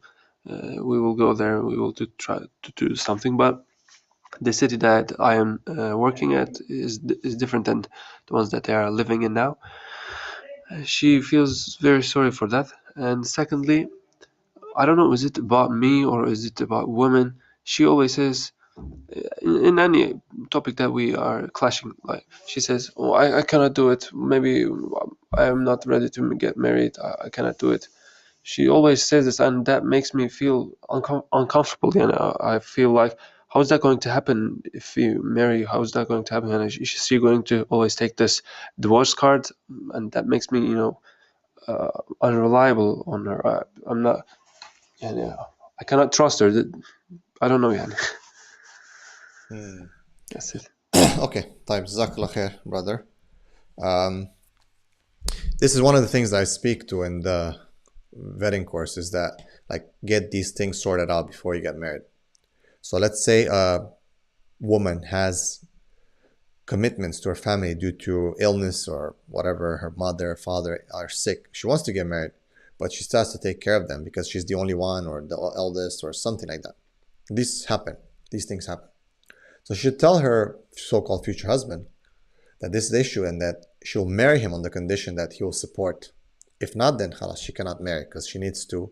She's the only one. There's no other choice. No one. Imagine she's going to leave the ones who raised her whole life and let them, sick, and she's going to go move to another city, right? It's tough. That cannot happen. So she can basically agree with the man that, look, we'll do this. We'll have a schedule. You can help me, or I'll do this, and I only see you this many days, but I have to take care of my family. If you agree, then we get married, right? If not, then we cannot, because it's very impossible for her and very disrespectful for the man who raised her woman who raised her whole life, to now just abandon them because she wants to get married for a man that she's never even known before. You know what I mean? So have this discussion clearly with her, and inshallah, as for how they sometimes, women are emotional. You have to understand that throughout their cycles, their period is going to be hard. Some men can put up with it, some cannot. Some get frustrated, some are able to understand it. It's tough for both sides, because, okay, you can understand it sometimes, but you cannot tolerate it. As a man, like for example, I can study the science of the female monthly cycle and understand that her hormones are going to go up and down, and sometimes she's going to be very, yes, I can do this, and sometimes, like, I don't know, I just want to quit, I can't do it, whatever.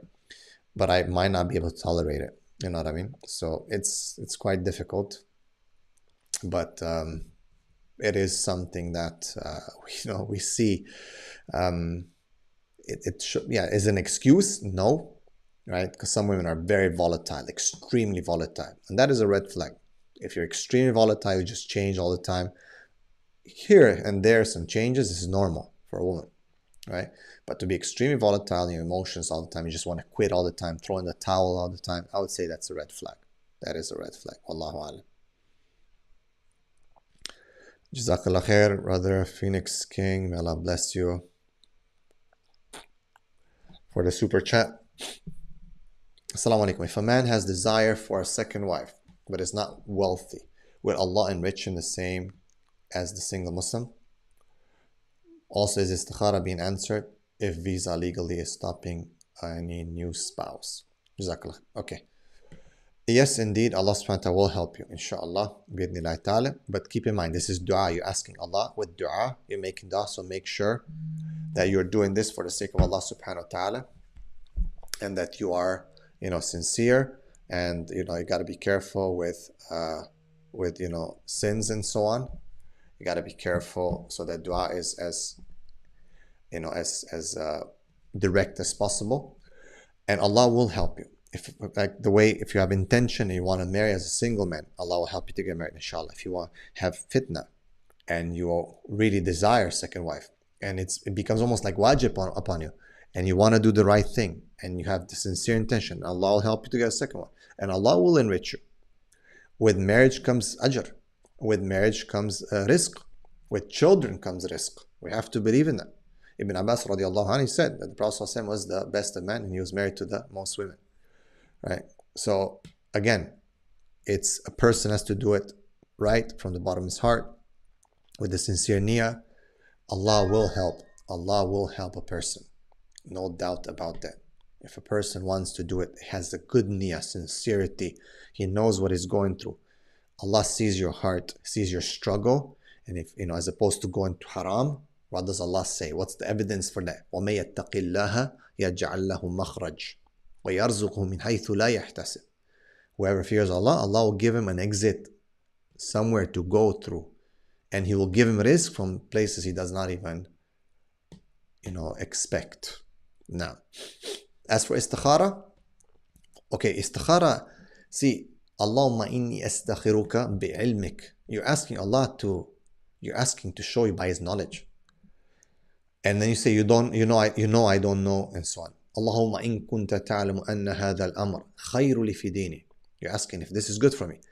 Yassir, to make it easy. Khayru li fi dini, wa ma'ashu aqibati amri, faqdurhu li, wa yassirhu li, thumma barik li fi. So, the ulama say things become easy because you ask for ease. Things go smooth. It's a sign of istikhara showing you that you should go for it. Doors get open. If things get closed and things become difficult, it's a sign for you to step back. Like in this case, Allahu Alam, like the visa, legality, stopping, and so on, it might be a sign that things are becoming difficult now. You have to push and struggle and hard. No. Istikhara, positive, is that things become easy. Okay? It's not about dreams, not about this. It's about things Allah facilitates the process, inshallah. Now, I hope that answers the question, inshallah. And Jazakallah khair for the super chat. It does help the dawah a lot. For those who are willing to, please do consider super chat. Barakallahu feekum. All right. Jazakallah khair. Muhammad as well.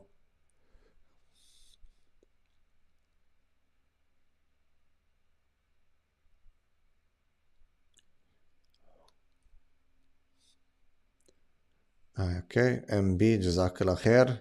May Allah bless you. I don't know what that means. And Brother Muhammad, may Allah bless you. One of the women in the comments asking, my parents don't let me wear abayas and my school is very mixed and make me do many haram things. Then that is not لا طاعة المخلوق في معصية الخالق. There is no obedience to the Creator, created in disobedience to the Creator. It's difficult. This sister should try her best to, deal with the situation and hopefully find a way to get out of that situation, such as marriage of a good man and so on. So maybe speak to an imam in the local masjid, to speak to the parents. I know the parent, it's a very sensitive thing. You can't just be like, hey, it's my parents, I'm going to leave now, right? Especially as a woman. Oh, I'm just going to go. Guys have these issues, they deal with it. For example, guys will be told to shave your beard, right? Shave your beard. And you don't have to obey your family for that because they're telling you to disobey Allah. But it's easier for men. But for a woman, it's difficult, right? So if you cannot wear abaya, then at least wear very loose clothing that covers proper, the aura covers proper your shapes and all that. Okay, try to do your best to wear long dresses with long shirts on top with the cover everything, right? And the hijab properly. Okay, maybe a more color that they don't have an issue with. right? And still fulfilling the Sharia requirement of covering your body, okay?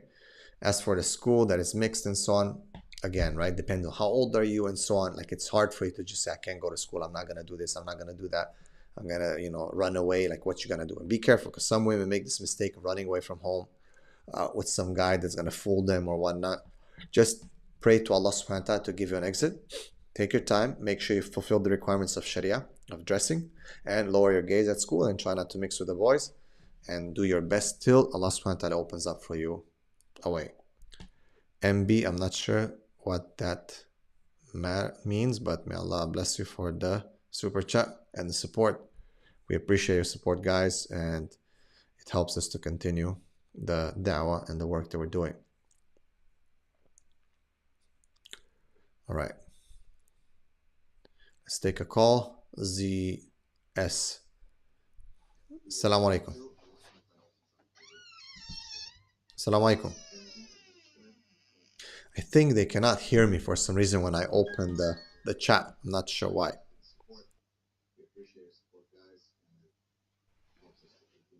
And there's a delay, it seems.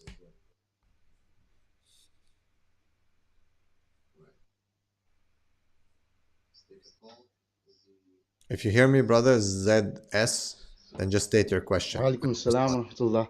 I had a question. It's a slightly embarrassing question. When I go to the toilet for bowel movements, I usually sometimes, depending on how much strain I have to do, I get some semen discharge. It's definitely semen. I know it's not the other thing. I'm just wondering, do I have to perform ghusl every time this happens? Depending on how many times I might visit the toilet, it does happen quite often. No, this So is will not. I have to perform ghusl every time? Okay. Jazakallah khair.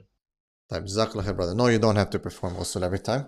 Okay, this is a medical condition, and sometimes just comes, okay, on as you see a doctor and so on. But no, you do not have to perform ghusl. You do not have to perform ghusl every time. Just wash, make wudu, and that's it. No.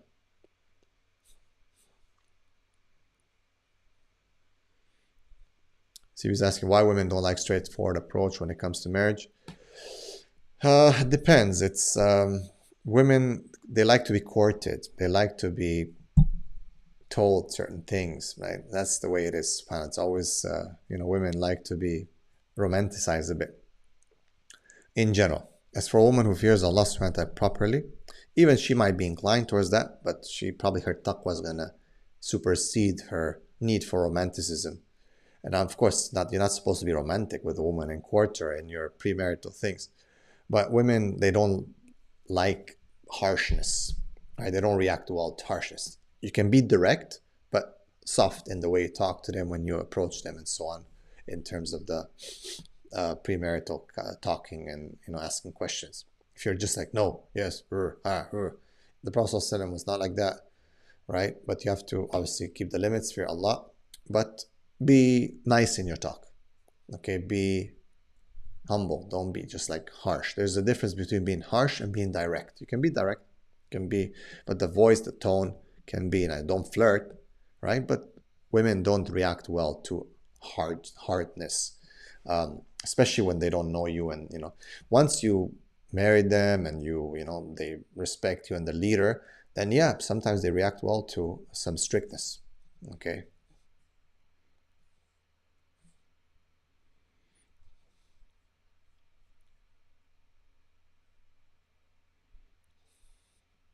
Okay, brother Shurash, assalamu alaikum.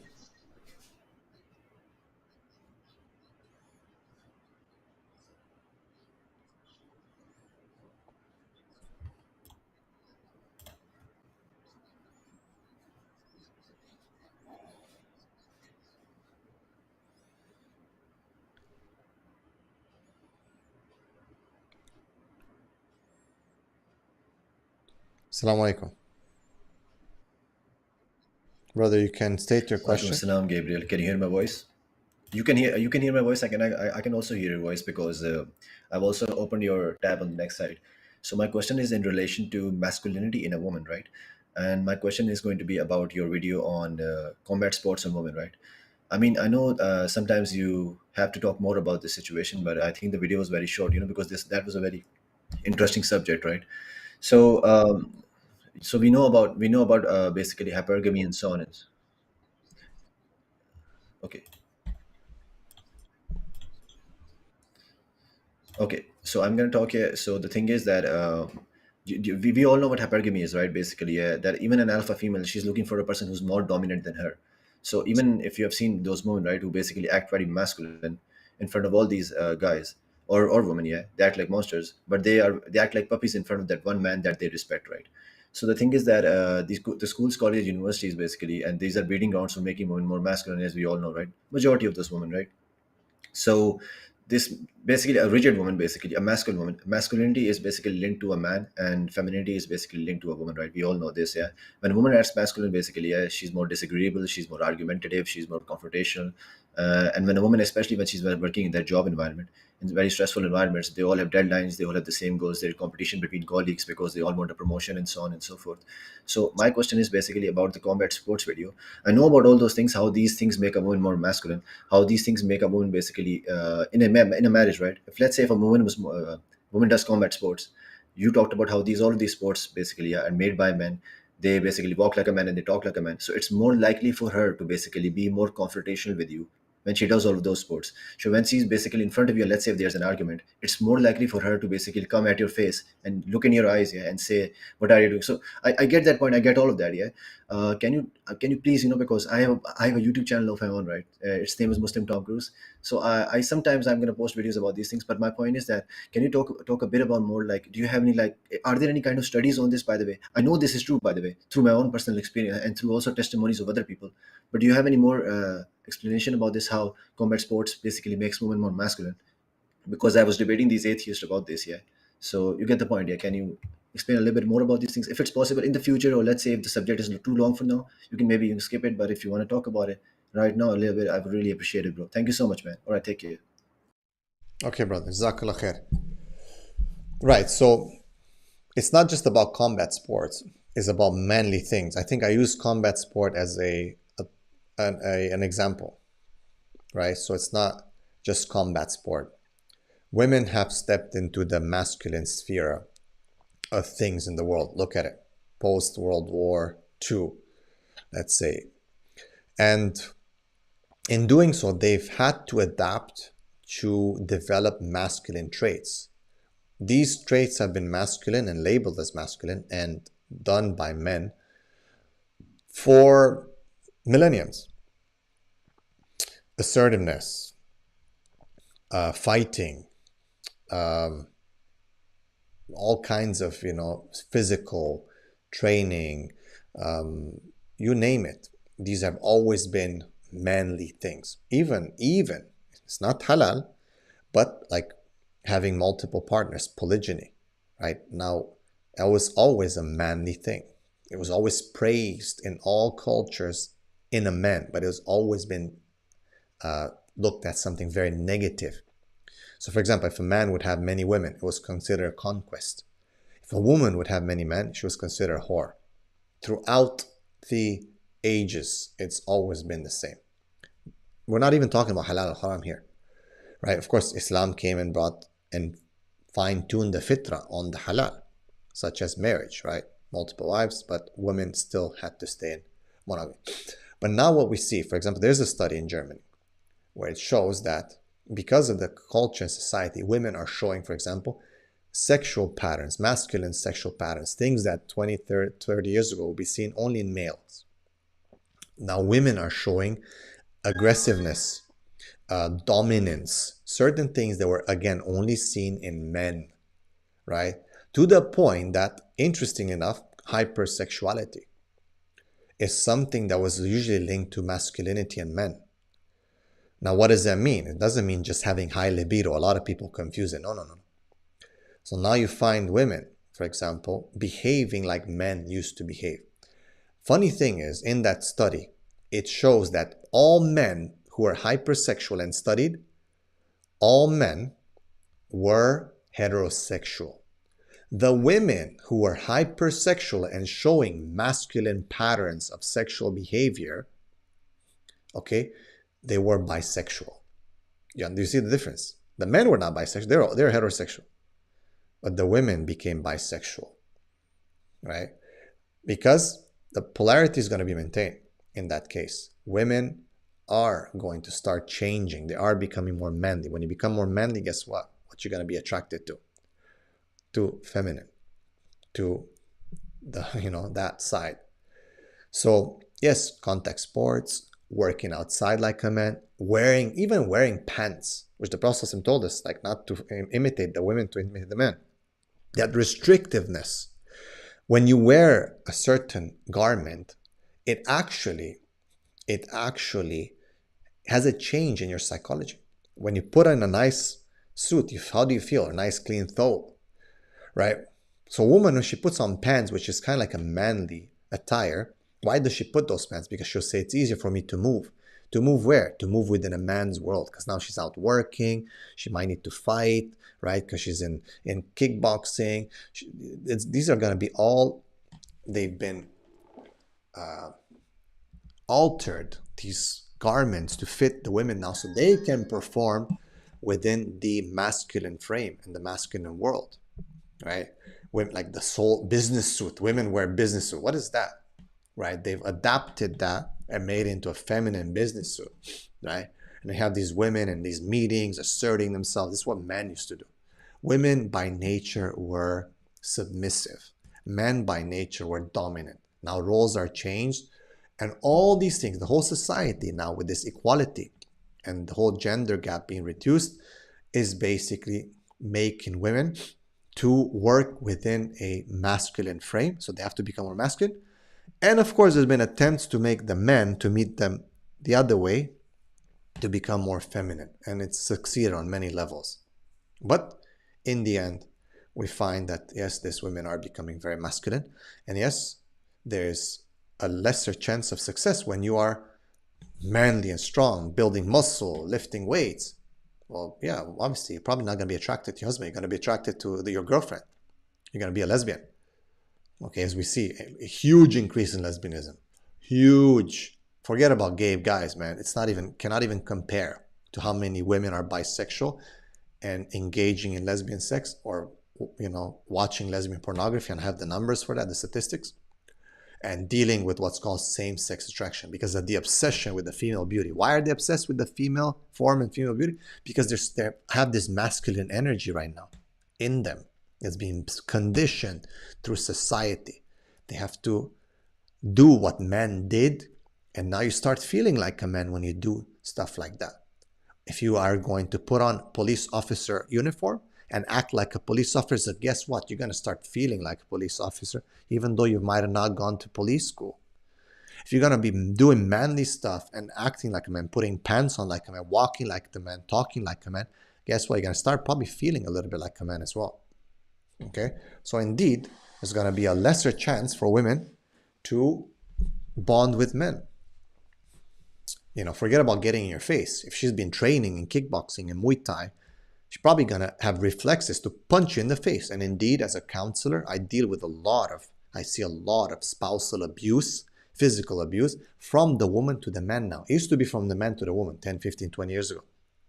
Women used to get beaten and all that. Now it's changing. It's changing. I'm not saying that it's more for women, but it's changing. There's a huge trend. None of them are acceptable, of course, but it is changing. And of course, on the other side for men too, if men are becoming more feminine and becoming more weak, well, guess what? They're going to start feeling more like feminine and weak, and they're going to be, it's not going to work. So, subhanAllah, may Allah help us. No.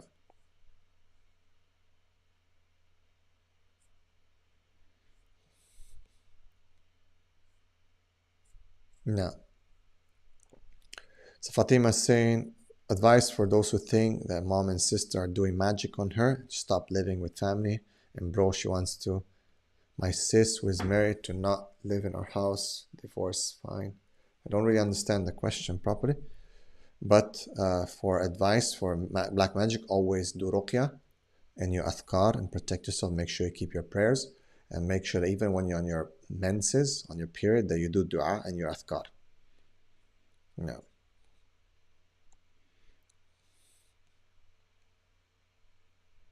Yes. Prince Vijay is saying, so basically we live in a world that's rigged against us, but we have to overcome the odds. 100%. It's rigged against us, 100%. I totally agree that men and women are at each other, and we're fighting because we're not maintaining the polarity. We're like, it's like we're too similar now. Where we used to be very different and we used to synergize, now we're so similar. When there's similarity, there's a lot of competition and people fight. 100%.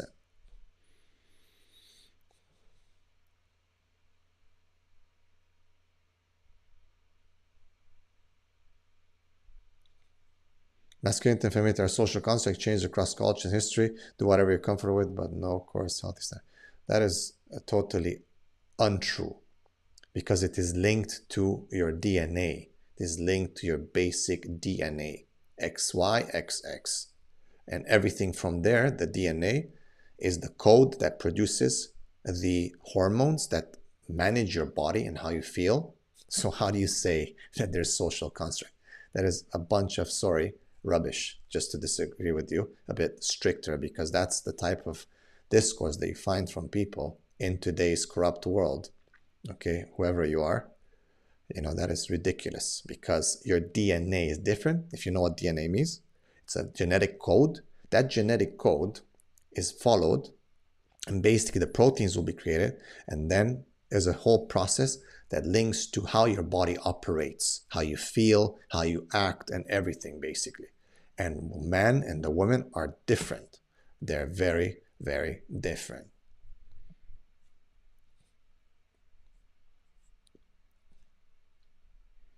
May Allah bless you, Brother Phoenix Knight. How should a husband handle being spied upon when looking for a second wife by the first wife, who viewed all details, blocked, and deleted the contact? If husband was beaten by wife and paranoia is lingering, is this istikhara? Okay, so first of all, and if a man is looking for a wife, it's not his first wife's business to get into it, right? And she should not have access to his phone in the first place anyway. If he's looking, if he's doing it properly, she shouldn't be spying. Okay, the Prophet told us, that it's not good to spy. Women will do it, but it's not her business. If you're doing it halal, this is your right, you can do it, and she's not supposed to have access to your phone whatsoever. You can have access to her phone, but she shouldn't have access to your phone. Now, you have to respect the privacy and all that. If she talks to her friends or mom or something like that, right? Maybe something's, sensitive. But if there's something you suspect, yes, you have the right to check. As for if husband was beaten by a wife, that's horrible. If the husband is beaten by a wife and it's happening, trust me, guys, it's not a joke. Like, he's right. Like, it happens today. I have clients who are physically punched and abused, blood, you name it, stabbed. I had a client who was stabbed by his wife, and so many things. May Allah protect him. So I hope that answers the question. Is this istikhara? I don't understand what it means. It's just, that's bad behavior.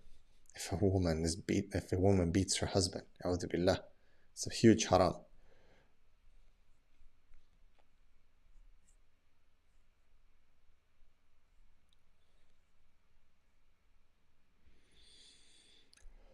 Okay, we're gonna finish, inshallah, guys, please, and jazakallah khair. Thank you so much, all the brothers and sisters who have contributed with the super chat.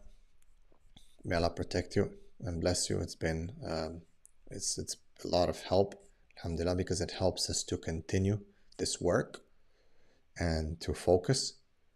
May Allah bless you all. And we're gonna end now. This is the last question. Top 3 questions to ask a potential spouse as a sister. Okay. Ask him, number 1, about his worldview of Islam. What does he see Islam as? What is Islam for him? Okay, worldview. If he's just like, yeah, Islam is to pray, does he have a worldview of Islam? Number 2, does he have a mission in life? What is his mission? Linked to dawah, linked to Allah. Not just that he's going to be an engineer. Does he have a mission in his life? Okay, does he do something that is going to drive him and inshallah earn him Jannah and bring you with him, inshallah, okay?